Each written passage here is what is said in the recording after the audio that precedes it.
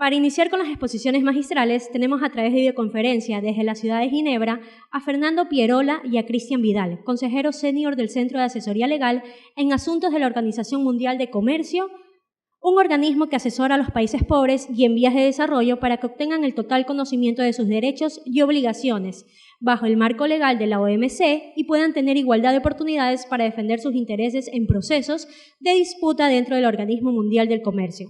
Hoy nos presentan el tema de regulación de la competencia en el marco de la Organización Mundial del Comercio. Bueno, antes que nada, muchísimas gracias por esta invitación. Nosotros nos parece que es un tema de mucha relevancia y es un tema sobre el cual probablemente la reglamentación del comercio en el marco de la OMC se va a dirigir en un futuro. Por el momento, en la actualidad, no contamos en lo que se refiere a los acuerdos de la OMC con acuerdos o reglamentos específicos en materia de competencia. Solamente existen determinadas disposiciones dispersas en uno que otro acuerdo, así como una reglamentación un poco más exigente en el marco de un documento muy específico en telecomunicaciones sobre este tema. Pero la OMC en sí, en términos generales, no ha desarrollado disciplinas sobre el asunto. Es un asunto, no obstante, que no ha sido ajeno a los gestores del sistema multilateral de comercio. Efectivamente, se trata de un tema, el manejo de las políticas de competencia, que ha estado desde los albores, desde los inicios del sistema. Allá por los años 40, cuando se negocia el Acuerdo General sobre Aranceles Aduaneros y Comercio, que es el GATT, ¿no? Desde ese momento se pensaba que efectivamente tenía que tenerse en cuenta algún tipo de reglamentación sobre el tema de competencia. Y en aquel momento, en los años 40, cuando justamente se negociaba este acuerdo, en paralelo, como parte de la Carta de La Habana, que iba a ser un instrumento mediante el cual se establecía un organismo internacional que regiera todos estos temas, pues se hizo una negociación sobre temas relativos a la competencia, ¿no? En particular, existía un capítulo, el capítulo número 5, conteniendo determinadas disposiciones, los artículos 46 en adelante, que regulaban lo que se llamaba las prácticas empresariales restrictivas, ¿no? Ahora, la preocupación en aquel entonces era principalmente una preocupación basada en los cárteles de exportación de productos primarios. Recordemos un poco el contexto histórico en el que la iniciativa del comercio mundial surge. Estamos hablando de los años 40, la segunda mitad de los años 40, luego la Segunda Guerra Mundial, ¿no?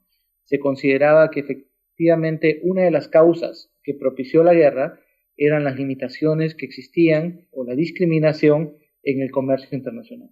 Particularmente se tenía mucha preocupación con respecto al acceso a las materias primas, ¿no? Y esto efectivamente se encontraba restringido por el hecho de que el comercio con anterioridad a la guerra en buena cuenta se realizaba sobre la base de relaciones coloniales, ¿no? Recordemos que antes de la guerra, incluso con posterioridad por algunos años, uno de los mecanismos más importantes para comerciar mercancías y en particular materia prima era el sistema de preferencias imperiales del Reino Unido, ¿no?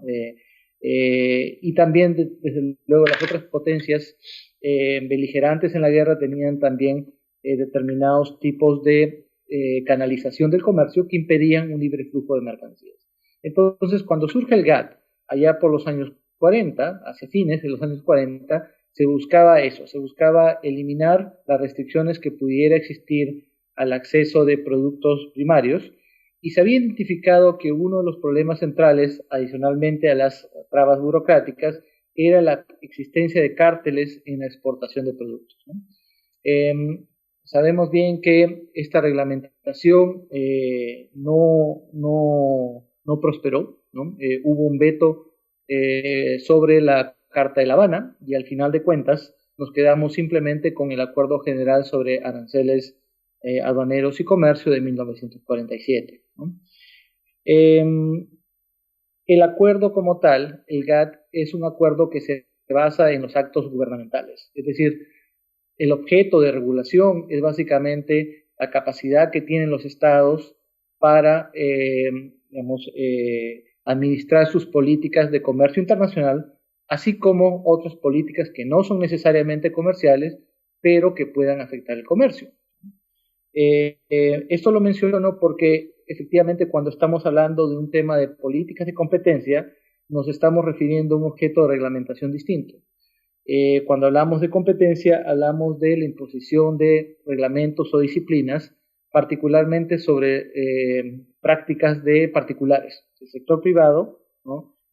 Sea a través de prácticas verticales, prácticas horizontales o incluso, digamos, procesos de adquisición o fusión de empresas, ¿no? Es interesante aquí resaltar que si bien existe, digamos, entre la política de competencia en general y el acuerdo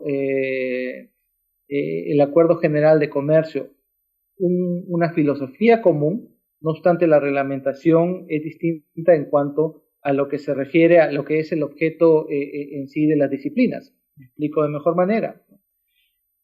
La filosofía, el punto común, la preocupación común de ambos es el hecho de tratar de eliminar las distorsiones que puedan aparecer en la economía, así como tratar de eliminar la discriminación que no surja, digamos, como efecto de un manejo, digamos, de libre mercado, ¿no?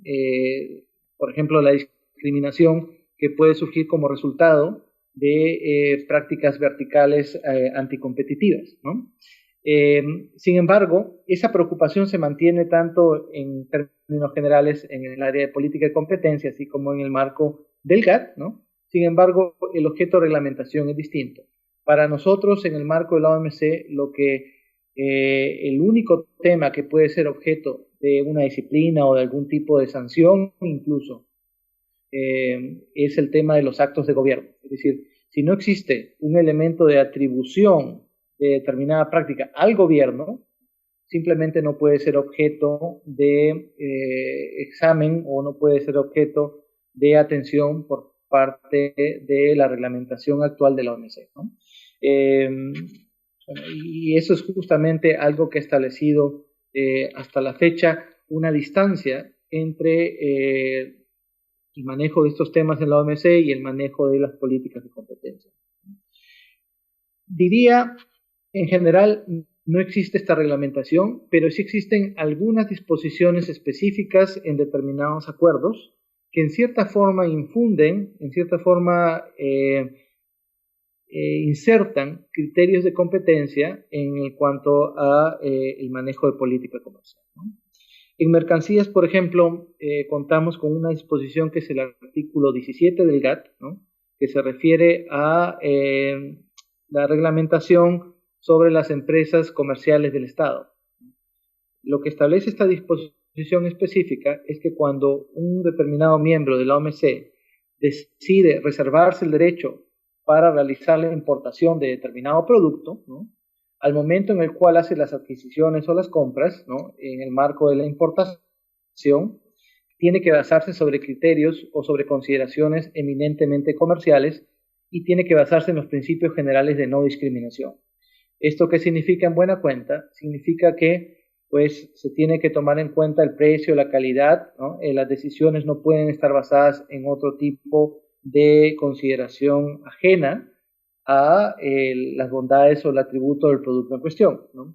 Lo cual se entiende que implícitamente dejaría de lado la posibilidad de que las empresas comerciales del Estado puedan incurrir en prácticas, o penaría, mejor dicho, el hecho de que estas empresas incurran en prácticas anticompetitivas, ¿no? Por un abuso de posición dominante en lo que se refiere a la importación de un producto. Pero como ustedes podrán apreciar, la reglamentación aquí se basa bajo el lenguaje de no discriminación. No se utilizan los términos que conoceríamos en cuanto a competencia como abuso o posición dominante y una práctica restrictiva de carácter vertical, ¿no? Luego de ello tenemos otra disposición que es el artículo 11 del GATT, que prohíbe la imposición de restricciones o prohibiciones a la importación o a la exportación de productos, ¿no? Y muchas veces se ha planteado la pregunta de si es que acaso esto, por ejemplo, penaría cárteles de exportación de determinados bienes, ¿no? Bueno, la respuesta es que efectivamente no existe una sanción como tal directa cuando el cártel de exportación es un cártel que se basa en una acción del sector privado.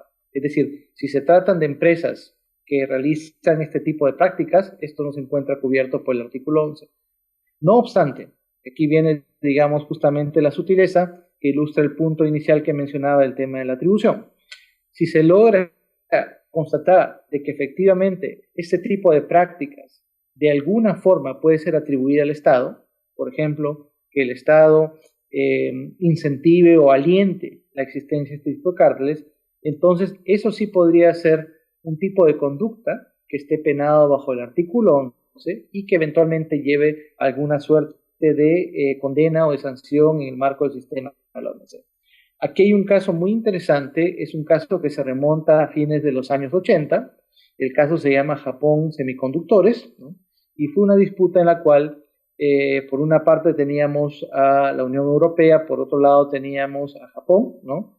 La queja consistía en el hecho de que los exportadores de semiconductores japoneses pues habían decidido restringir la exportación de estos productos al mercado europeo, ¿no?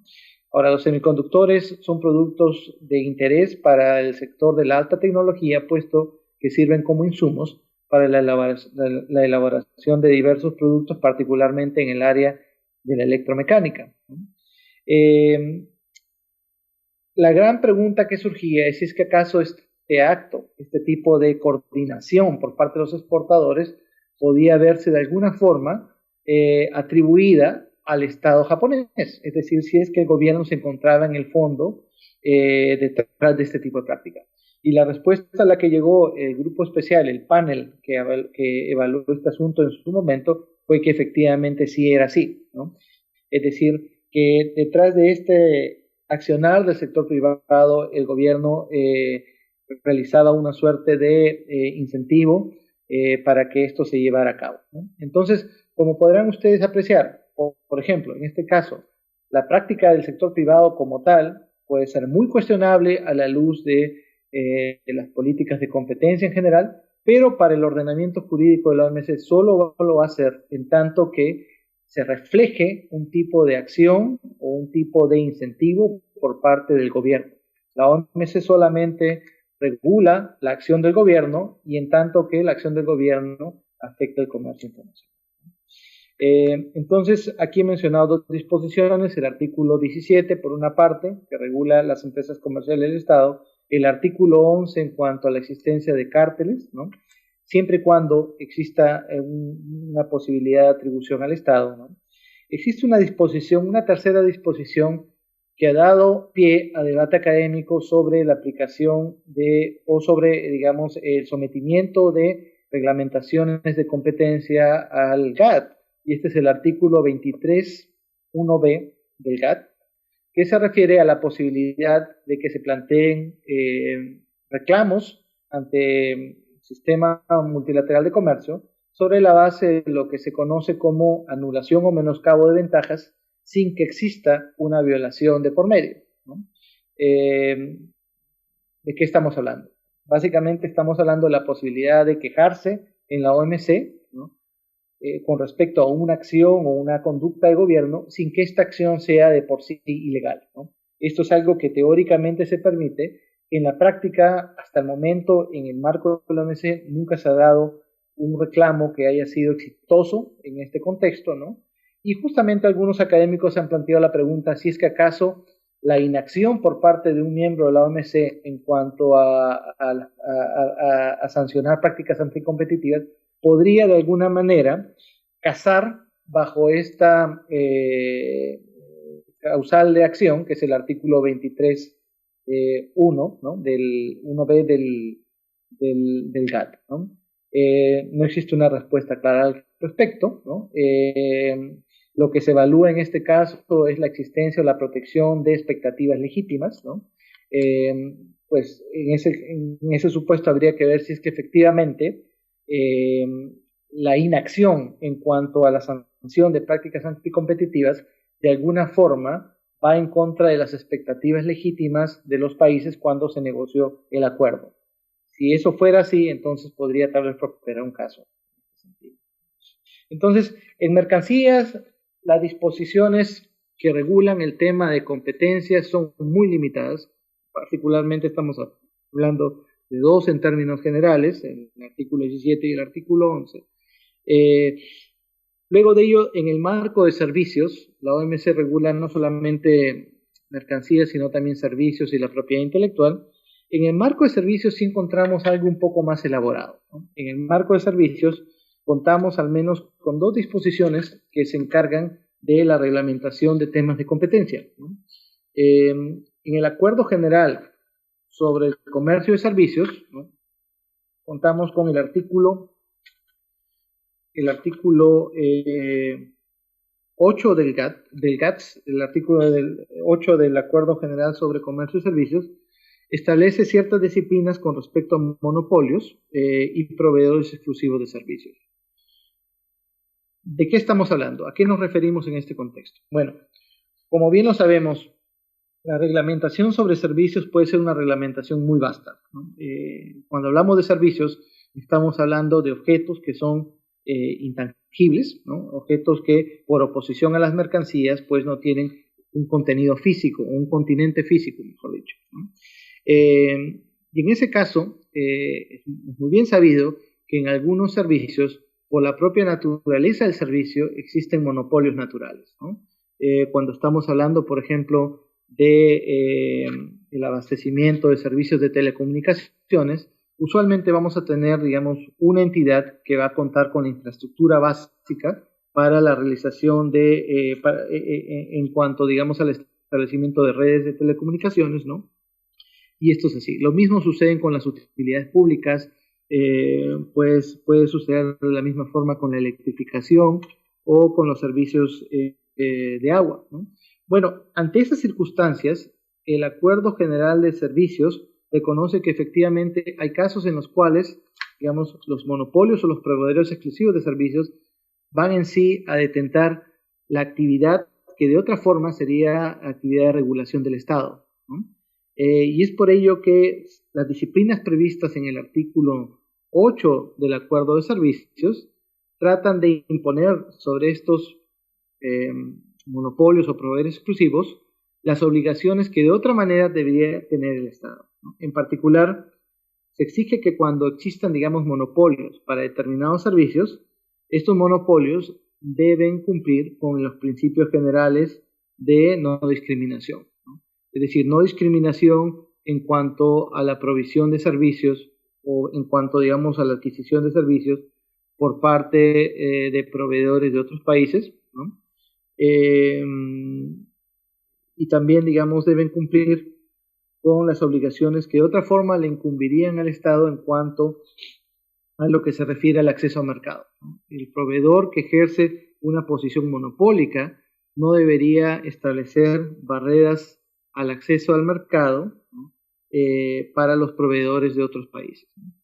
Esto en el marco de las telecomunicaciones es muy importante porque efectivamente, pues, cuando se trata de asuntos de interconexión, es factible que el proveedor que tiene la posición monopolística en el mercado de que se trate, en el mercado importador, aquel que tiene el acceso a la infraestructura, pues se vea tentado a hacer discriminación en cuanto a los proveedores extranjeros que quieren acceder a la interconexión en aquel país. Hay un caso muy concreto que se ventiló hace ya buena cantidad de años, hacia fines de los años 90 o comienzo de los años 2000 en el marco de la OMC, que es el caso que se llama México Telecomunicaciones. Una disputa en la cual lo que existía era un problema con la actitud por parte del proveedor monopolístico de la infraestructura en México, es Telmex, ¿no? La empresa Telmex, y el hecho de que Telmex efectivamente aplicaba ratios de interconexión distinto dependiendo del origen del proveedor. Entonces, era así que, por ejemplo, para algunos proveedores que buscaban interconexión a través de Telmex desde Estados Unidos, el ratio de interconexión era mucho más alto que aquel que se aplicaría para los proveedores de origen nacional que quisieran interconectarse, ¿no? En ese caso, efectivamente, se constató la existencia de una violación, ¿no? Hay que mencionar que en el caso de las telecomunicaciones tenemos disciplinas profundizadas en cuanto a las exigencias.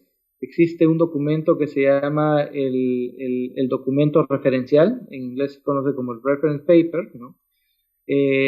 Según el cual los países se han comprometido a sancionar determinadas prácticas anticompetitivas, ¿no? Entonces, esa es una disposición en el marco de servicios, es el artículo 9 del Acuerdo de Servicios que regula el tema de los monopolios y proveedores exclusivos.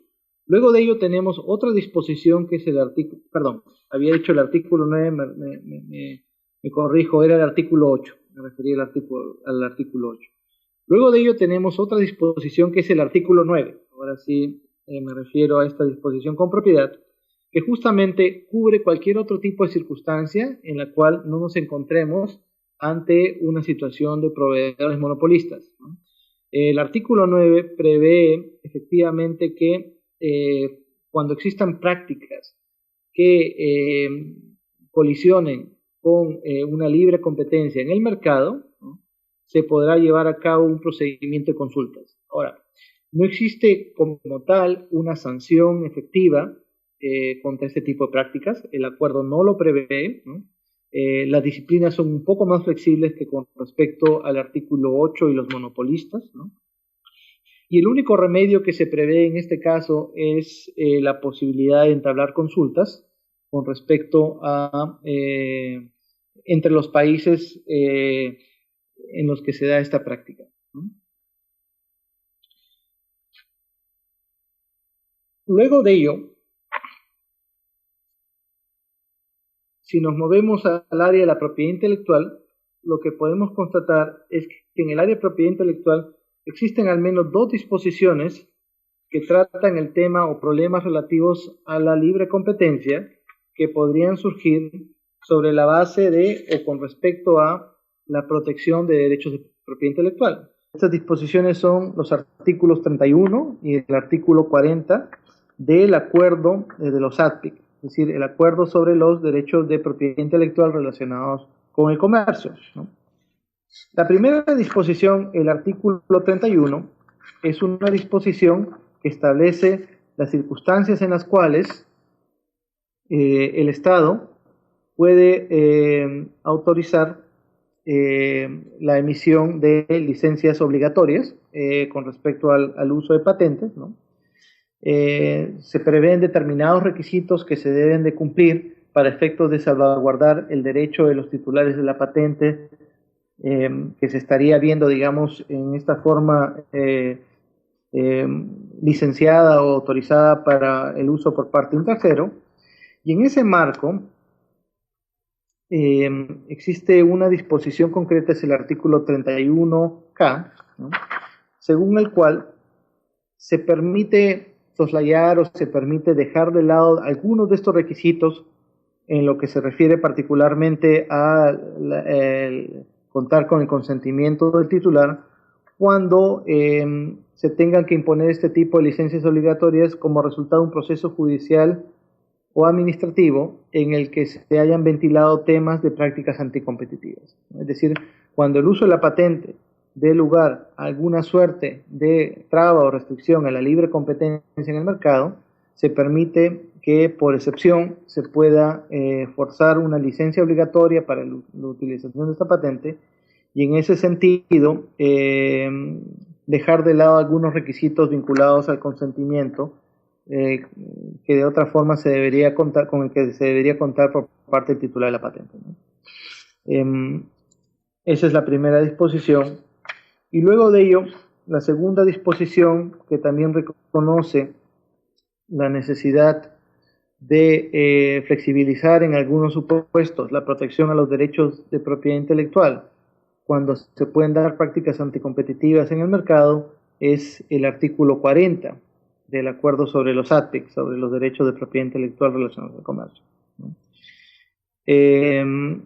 Y en ese sentido, pues efectivamente se reconoce una suerte de excepción, según la cual se señala que nada en este acuerdo impedirá que los miembros especifiquen en su legislación las prácticas o condiciones relativas a la concesión de licencias que puedan constituir en determinados casos un abuso de los derechos de propiedad intelectual y que tenga un efecto negativo sobre la competencia del mercado correspondiente, ¿no?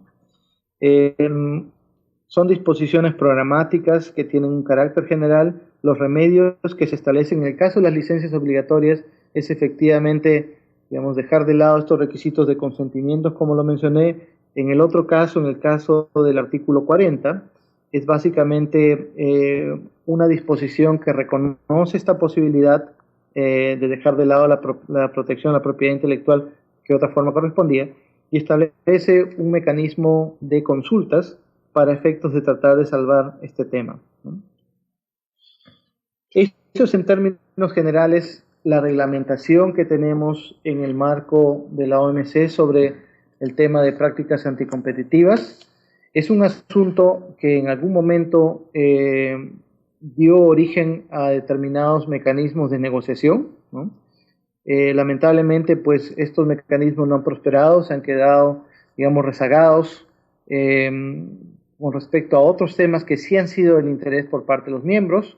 Es un asunto que es bastante sensible, puesto que el establecimiento de disciplinas multilaterales sobre política y competencia podría entrar en conflicto con determinados puntos de vista distintos, ¿no?, sobre qué es lo que debe ser sancionado como anticompetitivo o qué no debería serlo así, ¿no? Y por otro lado surge la pregunta de si es que acaso la OMC se convertiría en un ente supranacional que administra este tipo de políticas, y ahí entramos justamente a un debate que incluso se vuelve más político o más sensible por el hecho de que significaría la delegación de competencias o significaría incluso la eliminación de determinados atributos a las autoridades locales para el hecho de examinar prácticas anticompetitivas. Recordemos que en la actualidad existen algunas autoridades de competencia que tienen un poder enorme incluso de manera mundial, ¿no?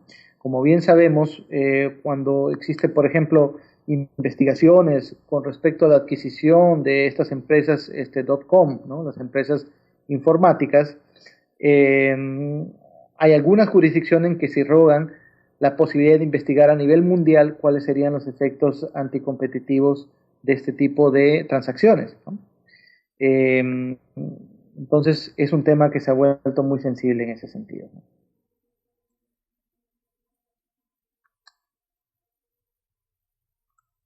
Sí, muy bien, gracias. Quedan 5 minutos para finalizar. Y en este sentido tal vez me voy a referir en términos generales a algunos conceptos que nosotros vemos en el día a día, en el marco de los litigios de la OMC, y que no están, digamos, necesariamente tan alejados de los asuntos que se tienen que establecer para el análisis de un caso de competencia en el marco de un procedimiento nacional, ¿no? Muchas de las disciplinas en la OMC se rigen sobre la base de un presupuesto. Cuando estamos hablando, por ejemplo, de las disciplinas de no discriminación, el presupuesto es que no exista discriminación con respecto a lo que se llaman productos o servicios, para el caso de servicios, que sean similares. Ahora bien, es decir, entre iguales no se puede discriminar, por ponerlo, digamos, en términos muy simples, ¿no?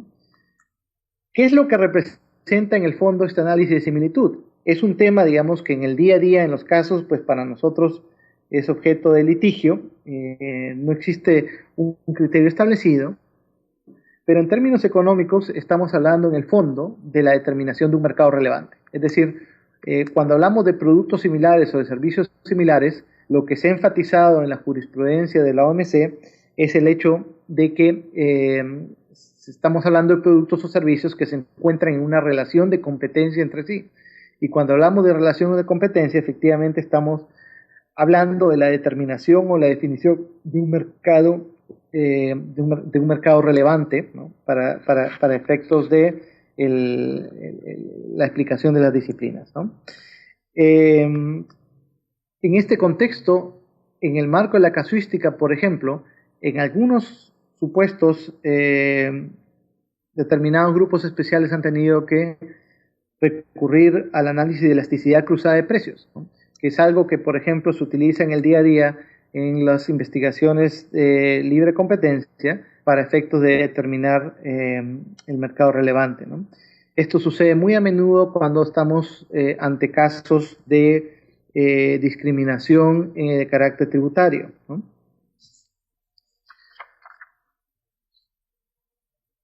Me refiero tal vez aquí en este sentido, me iba a referir a dos disputas en las cuales el tema de competencia ha sido un tema que se abordó, pero se abordó no de una manera directa, sino de una manera tangencial. Dos casos que en el fondo efectivamente eran problemas de libre competencia, pero que fueron traídos a la OMC y la OMC los tuvo que analizar a la luz de su prisma.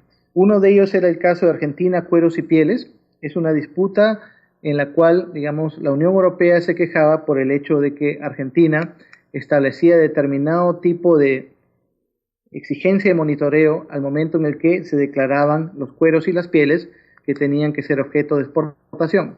Lo curioso del sistema de monitoreo es que se imponía la presencia de un representante de la industria nacional que de otra forma debía comprar estos cueros y pieles, ¿no? Entonces la presencia de este señor, del representante en la industria nacional, que definitivamente contaba con una posición de dominio en el mercado, tenía un efecto cohibidor a los exportadores. Entonces, ante la presencia de esta persona, los exportadores, en términos fácticos, decidían enviar menos cueros y menos pieles al mercado europeo, ¿no? Puesto que tenían miedo de que si de otra forma enviaban, digamos, una cantidad significativa, podrían ser objeto de sanciones en el mercado interno argentino, ¿no? Este asunto no se tramitó como un tema de abuso de posición de dominio como tal, sino se tramitó más que nada como un asunto de en qué medida el gobierno de Argentina incentivaba la existencia de esta restricción a la exportación. Al final de cuentas, no hubo pruebas suficientes para llegar a esa conclusión, bueno, y como tal no se encontró una violación de la disposición del GATT pertinente, que era el artículo 11. Y el segundo caso al que ya me he referido en buena cuenta es el caso de México Telecomunicaciones. Esa es tal vez la otra disputa en la cual también se han analizado temas de competencia y efectivamente, como lo mencioné en un momento, era un problema radicado en Telmex. Telmex aplicaba tarifas discriminatorias para la interconexión entre los proveedores americanos y los proveedores nacionales. Se constató en ese caso, pues, que efectivamente esas tarifas no estaban orientadas a los costos de interconexión y además, como lo había mencionado, se constató una violación de un documento específico que es el documento de referencia de telecomunicaciones que pena este tipo de prácticas. Aquí sí se constató que efectivamente había una violación. Es curioso porque la violación surge de Telmex, pero vincula al Estado mexicano como tal, ¿no? Y como resultado de ello, pues se le impuso al Estado de México la obligación de dejar de lado, o obligar a Telmex que deje de lado estas prácticas discriminatorias, ¿no? Bueno, eso resume en buena cuenta esta presentación. Con esto terminamos lo que teníamos que decir. No sé cuál es la dinámica que corresponde, si es que acaso existe alguna opción de preguntas o comentarios, o si no, pues lo dejamos ahí y le agradecemos muy encarecidamente por su atención y por habernos invitado para participar en este evento, aunque sea a la distancia. Gracias. Estimado Fernando.